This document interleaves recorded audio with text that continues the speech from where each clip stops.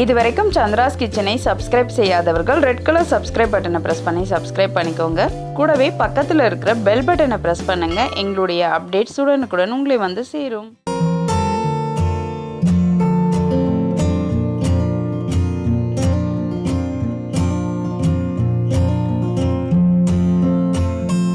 Hi friends, welcome to Chandra's kitchen. இன்றைக்கி நம்ம ரொம்ப சுவையான ட்ரெடிஷ்னலான ஒரு ரெசிபி தான் பார்க்க போகிறோம். இந்த ரெசிபி வந்து பார்த்திங்கன்னா பசு வந்து கண்ணு போட்ட முதல் நாள் கிடைக்கக்கூடிய பால், அதாவது சீம்பால். இந்த பாலை வச்சு செய்யக்கூடிய பால் கடம்பு எப்படி செய்யறதுன்னு பார்க்கலாம் வாங்க. இந்த பால் கடம்பு ரொம்பவே டேஸ்டாக இருக்கும். முன்னாடி எல்லாம் பார்த்தீங்கன்னா மாடு நிறைய பேர் வீட்டில் இருக்கும். அப்போ வந்து சீக்கிரமாகவே நமக்கு ஒரு 2-3 மாதத்துக்கு ஒரு தடவை இல்லை 6 மாதத்துக்கு ஒரு தடவையாவது சீம்பால் கிடைச்சிரும். இப்போலாம் வந்து பார்த்தீங்கன்னா சீம்பால் வந்து கிடைக்கிறது ரொம்பவே கஷ்டமாக இருக்குது. எனக்கு இந்த பால் பார்த்தீங்கன்னா ஆடி பூரத்தன்னைக்கு பசு கண்ணு போட்டுருச்சுன்னு சொல்லிட்டு எனக்கு இந்த பால் எடுத்துகிட்டு வந்து கொடுத்தாங்க. இது வந்து பார்த்தீங்கன்னா 1.5 லிட்டர் அளவுக்கு பால் இருந்துச்சு. அப்படியே எனக்கு கொடுத்தாங்க. இது வந்து ரொம்ப திக்காக எவ்வளோ சூப்பராக இருக்குன்னு பாருங்கள். நம்ம கரண்டியில் வைக்கும் போதே பாருங்கள் அதோட திக்னஸ் எப்படி இருக்குன்ட்டு. இந்த அளவுக்கு திக்காக இந்த பால் கிடச்சிது. இப்போ நம்ம இதை நல்லா கலந்து விட்டுடலாம்.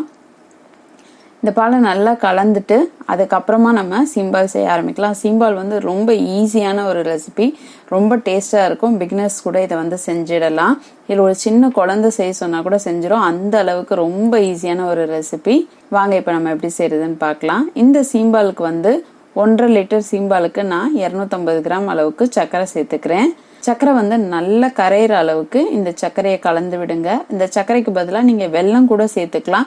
ஆனால் வந்து பார்த்தீங்கன்னா அந்த வெள்ளை கலராக இருக்க சீம்பால் வந்து பார்க்க ரொம்ப அழகாக இருக்கும். அதனால நான் வந்து சர்க்கரை சேர்த்துருக்கேன். நம்ம இதுக்கு வெல்லம் சேர்த்தாலும் ரொம்ப டேஸ்ட் இருக்கும். இதை நல்லா கலந்துடுங்க சர்க்கரை கரையிற அளவுக்கு. அதுக்கு அடுத்ததாக நம்ம ஒரு 1/2 ஸ்பூன் போல் ஏலக்காய் பொடி சேர்த்துக்கலாம். இது வந்து நல்லா பவுடராக அரைச்சிடுங்க. அப்போ தான் வந்து உங்களுக்கு சாப்பிடும் போது தட்டுப்படாமல் இருக்கும். நம்ம வந்து நல்லா இதை அரைச்சிட்டு அதுக்கப்புறமா சேர்த்தோம்னா உங்களுக்கு வந்து எந்த ஒரு தட்டுப்படாது, ஏலக்காவோட தோல்லாம் வராது. இதை நல்லா கலந்து விடலாம். இப்போ இந்த சீம்பாலில் சர்க்கரை அதுக்கப்புறம் ஏலக்காயில் கலந்த பிறகு பார்த்தீங்கன்னா பாலோட அந்த திக்னஸ் பாருங்க இந்த மாதிரி இருக்கும். இப்போ இந்த பாலை நம்ம ஒரு பாத்திரத்துக்கு மாற்றிடலாம்.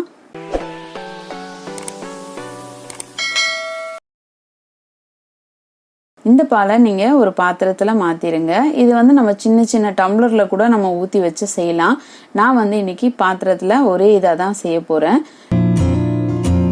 இட்லி பாத்திரத்தில் நம்ம 2 டம்ளர் போல் தண்ணி வச்சுருக்கோம். அதுக்குள்ளே ஒரு ஸ்டாண்ட் வச்சுருக்கோம்.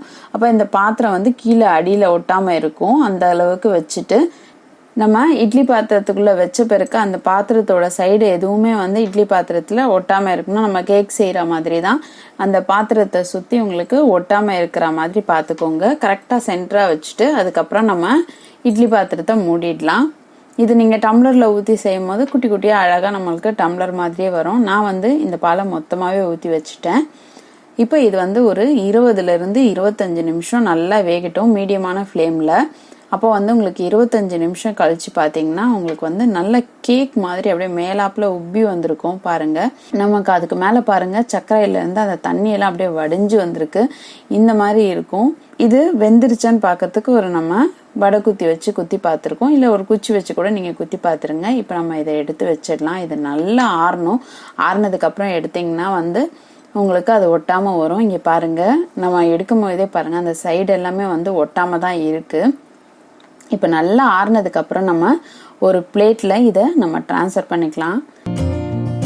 இப்போ பார்த்தீங்கன்னா என்னோடது நல்லா அது ஆறுனதுக்கப்புறம் தான் எடுத்தேன். ஆனாலும் பார்த்தீங்கன்னா அது அந்த சாஃப்ட்னஸ் ரொம்ப சாஃப்டாக இருந்ததுனால அப்படியே அதுவாகவே வந்து விரிஞ்சிடுச்சு. இப்போ நம்ம இந்த சீம்பாலை நமக்கு தேவையான அளவுக்கு ஸ்லைஸ் பண்ணிக்கலாம். இது பாருங்க எவ்வளோ சாஃப்டாக இருக்குன்ட்டு அப்படியே வந்து தானாக உடையுது.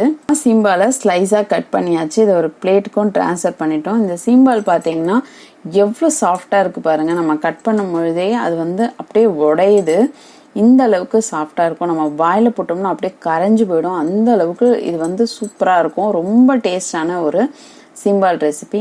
ரொம்பவே குழந்தைங்கள்லேருந்து பெரியவங்க வரைக்கும் இந்த சீம்பால் பிடிச்சதா இருக்கும். கண்டிப்பாக இதை உங்கள் வீட்டில் ட்ரை பண்ணி பாருங்கள். ட்ரை பண்ணி பார்த்துட்டு உங்களுடைய ஃபீட்பேக்கையும் கமெண்ட்டையும் எங்களுக்கு சொல்லுங்கள். இதே மாதிரி இன்னும் நிறைய ரெசிபிஸ் உங்களுக்காக வந்துட்டே இருக்குது. இதுக்காக நீங்கள் செய்ய வேண்டியதெல்லாம் சந்திராஸ் கிச்சனுக்கு இது வரைக்கும் சப்ஸ்கிரைப் பண்ணலன்னா சப்ஸ்கிரைப் பண்ணிடுங்க. பக்கத்தில் இருக்கிற பெல் பட்டனையும் ப்ரெஸ் பண்ணுங்க. நான் இன்னொரு சுவாரஸ்யமான ரெசிபியோட உங்களை சந்திக்கிறேன். நன்றி, வணக்கம்.